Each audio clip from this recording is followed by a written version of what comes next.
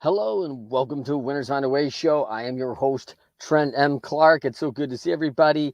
I am the founder of Leadershipity. I am a serial entrepreneur, being the CEO of Athletic Influencer Marketing.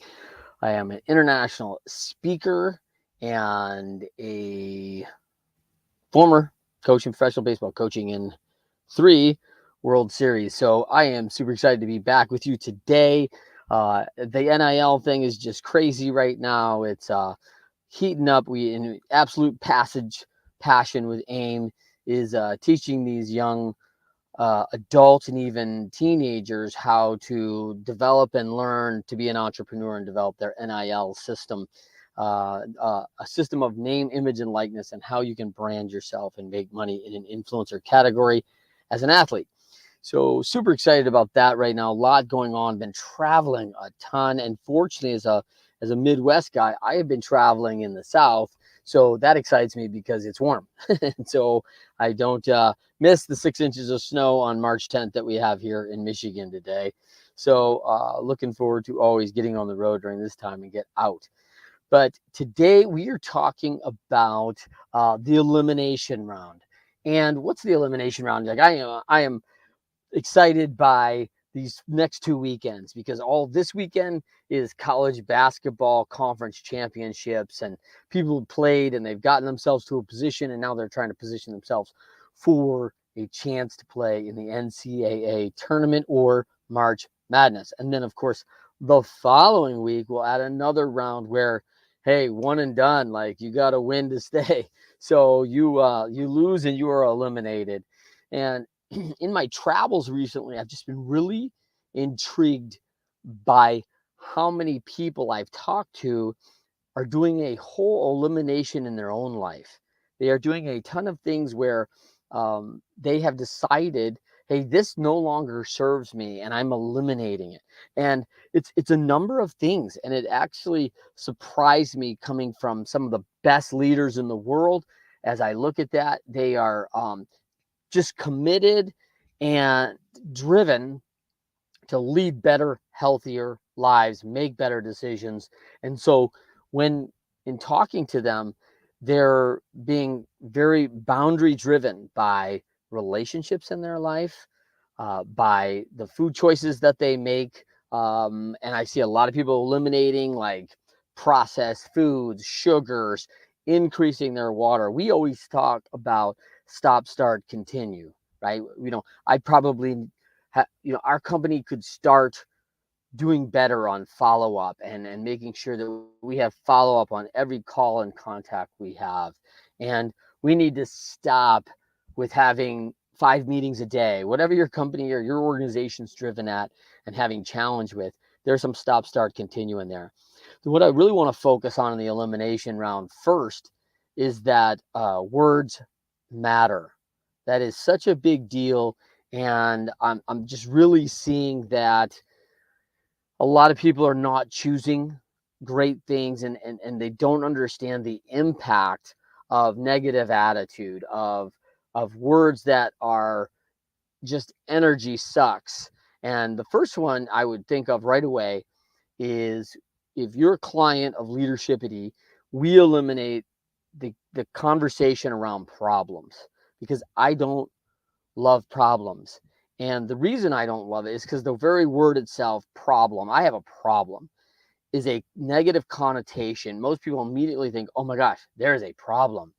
And that height, you can see it, like people palpably change their body language when they hear problem. They get concerned.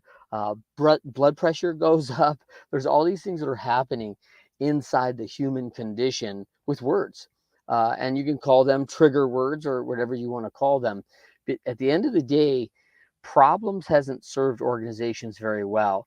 And I always use the example that when people tell me they have a problem, I am rarely interested in their problem, even though that's our job. Call us and let's help us solve the issues that you're having in your organization. And yet I have my own problems, and I know that they exist in my life. And, I'm a husband of 28 years. I have 5 children. Like, you don't have to look very far around my house to find some significant issues, right? And so, people get worn down because they have their own issues and they're not interested in other people's problems.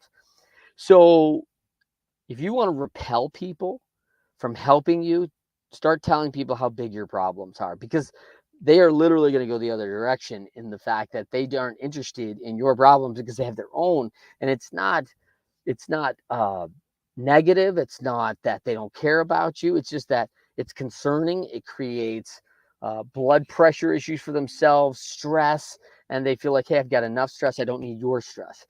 So how do we change that? So we eliminate the word problem for challenge. It has to be replaced, because what I've seen is that if you have a good organization that's driven by repairing things and making things better and solution driven, most good people in an organization are really up for a challenge.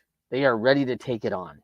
And they're like, whoa, hey, there's a challenge. Let's go and get this thing. And this is why they use, hey, the 75-day challenge, the 90-day challenge and these fitness workouts.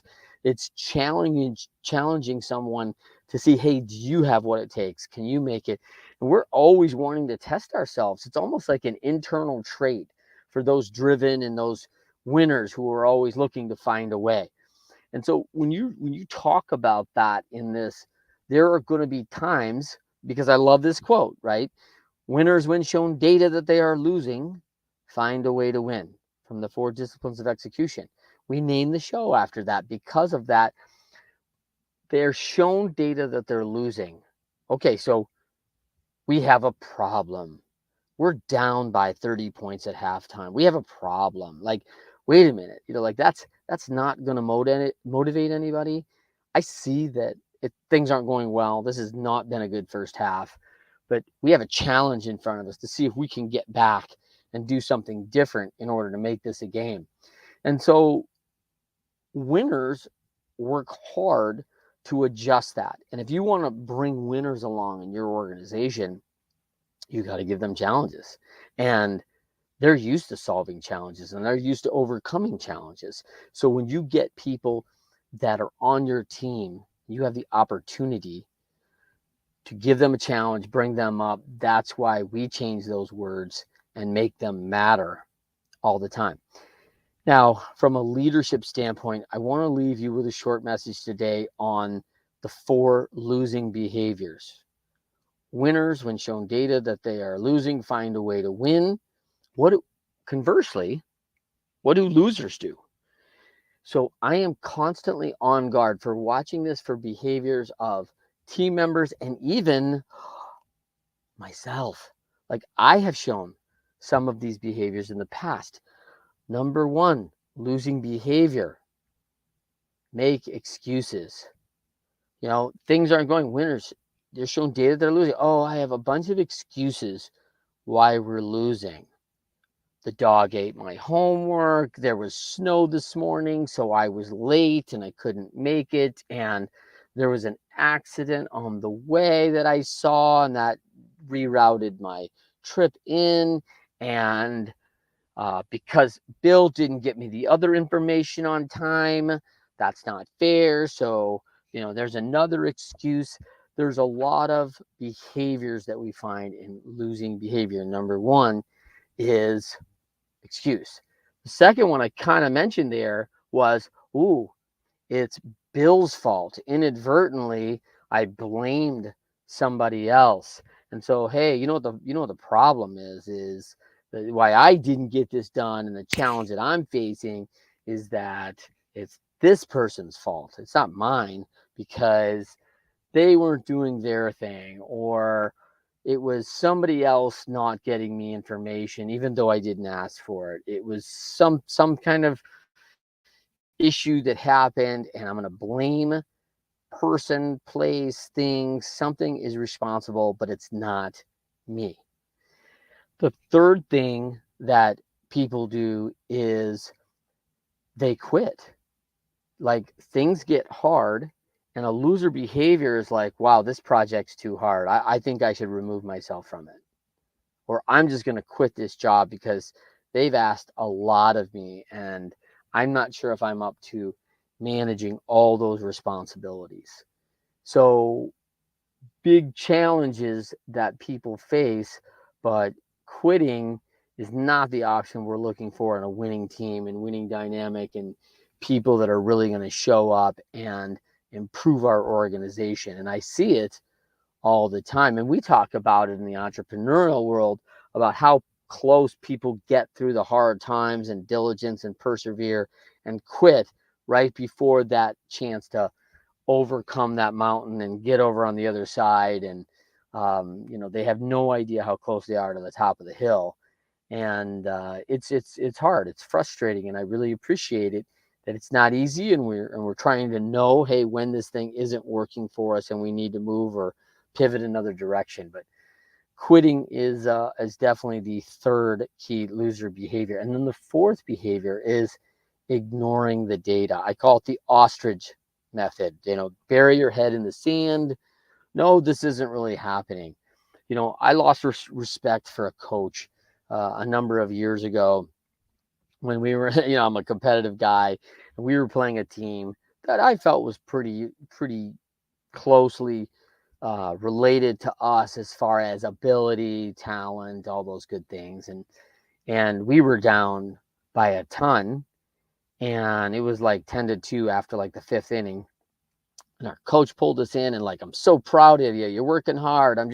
I could just see your effort. And there was no advice of how to do anything different. There was an encouragement, which was probably, pretty positive from the standpoint. People definitely felt kind of kicked a little bit, but it didn't feel authentic. I mean, it didn't feel like we were playing our best. It didn't feel like the effort was that great from our team.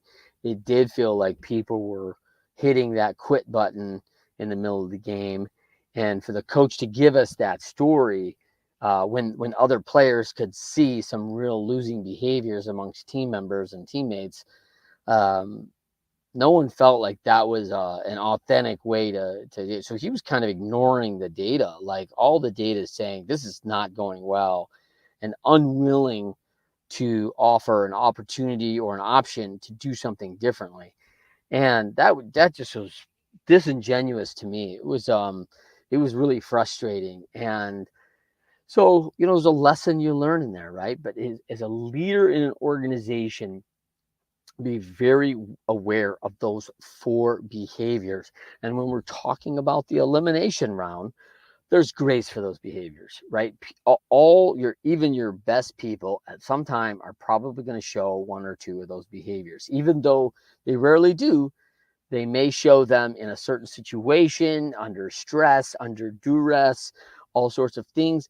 Pull them aside, like make sure that you're holding a people accountable to the fact, like, it's not okay. Like it's not acceptable in our organization to carry this kind of attitude and take this stance when it comes to our challenges. So critical as we build up those winners. The four big losing behaviors, watch for them closely, give a little grace, reprimand one-on-one, not in a group, but definitely stop and eliminate that behavior as quickly as you can. The last words that I think are probably one of the things that I'm always looking for in team members is I will. 2 words, I will. And a lot of people have come to me and talked about like, hey, how do you select team members? How do we get the right people? And from all my years of coaching, I've probably had 5 to 8 times in my life where I looked over and went, hey, here's Teresa, and she's an absolute huge contributor to our organization. And I've turned to a fellow team member, a fellow executive on our leadership team and said, Teresa, I'll take 10 more just like her. Can we find 10 more people just like her? There's an initial pushback. When I say that, almost invariably, this has happened at least 5 of those 8 times, where the person I'm talking to immediately dives in to point out any negative flaw of that person. In this case, Teresa, fictional. So, but they're like, Teresa's not the fastest at this. She's not always the best at this. And I'm like, man, like, I don't need her to be the best in the world at all those things. What I love about Teresa and what I love about these folks when I say, hey, I want 10 more just like them, they represent the brand so well. They absolutely have a heart for the mission, and they're very clear on their role and responsibility and how they contribute in that mission. They make all sorts of people better around them, and they take responsibility for what's due, what's to be done. And that has been probably the biggest difference. And I'm watching this, and sometimes we test in boardrooms, in executive team meetings, on leadership retreats. We have a major challenge, and who's going to run point on this matter? And I am literally watching to see who in that room will stand up and say, I will do it. I worked in restaurants when I was a kid. As a teenage kid through college, I worked in restaurants. And there's a lot of like not great jobs in that business. Take out the trash, bus tables, clean this, clean that, scrub this.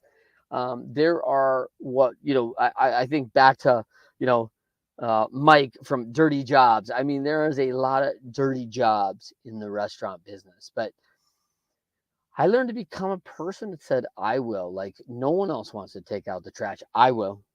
I'll take care of that for you. Like, this has to be done. Someone has to do it.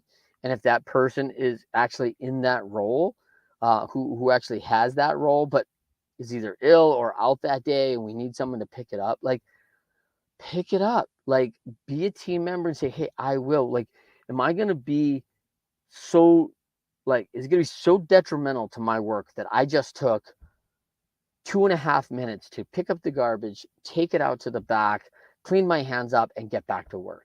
Like, that's probably not going to be detrimental at the end of the day to my ability to create value and still deliver on all my responsibilities.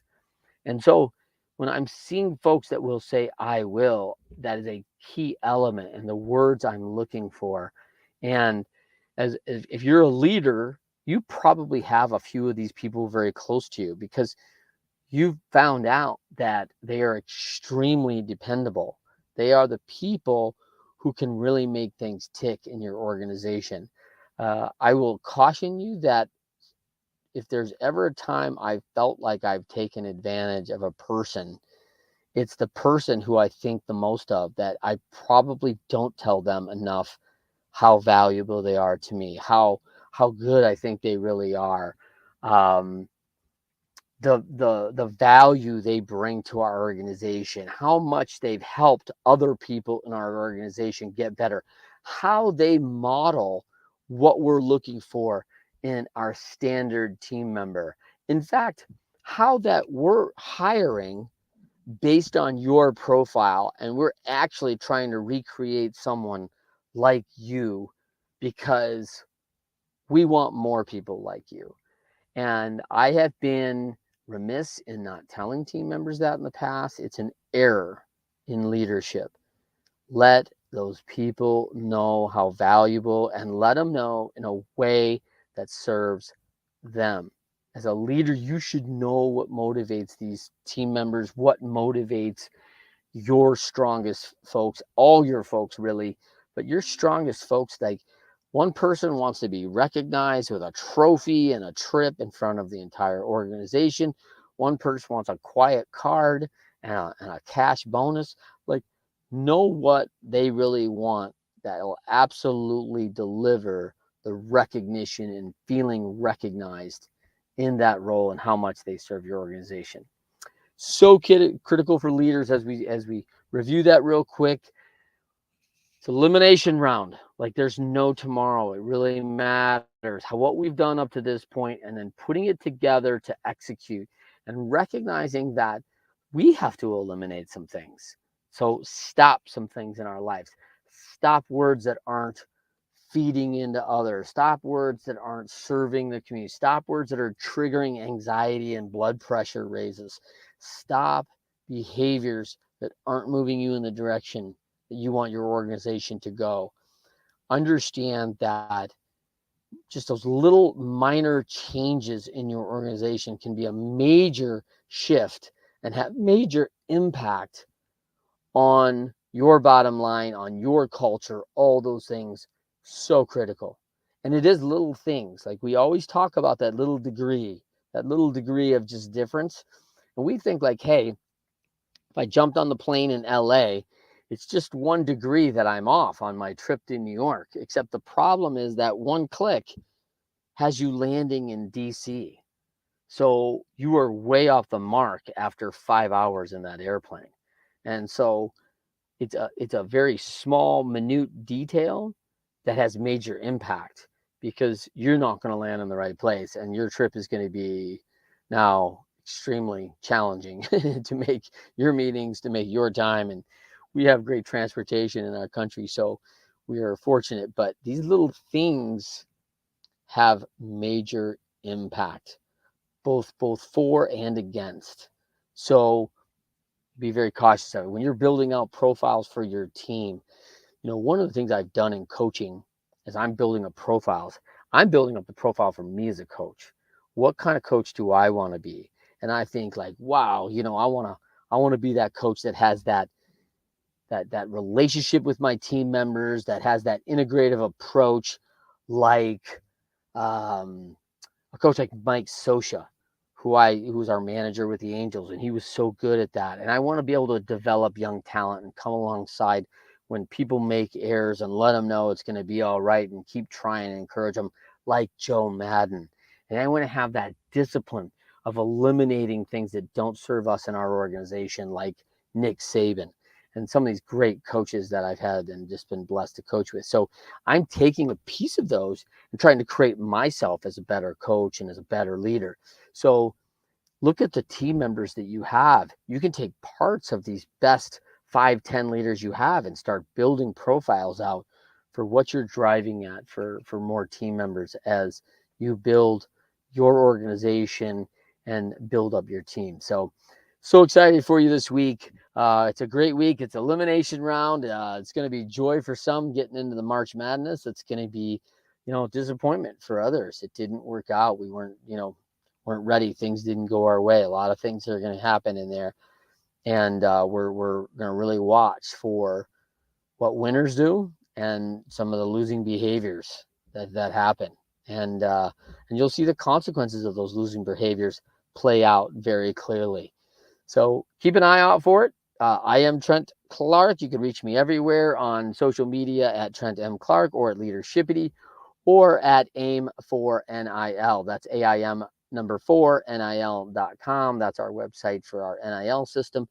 And I am so excited that spring is coming and it's around the corner, and March Madness is certainly an indication of that. So until next time, on the Winners Find a Way show, host Trent Clark, I can't wait to see you on the road.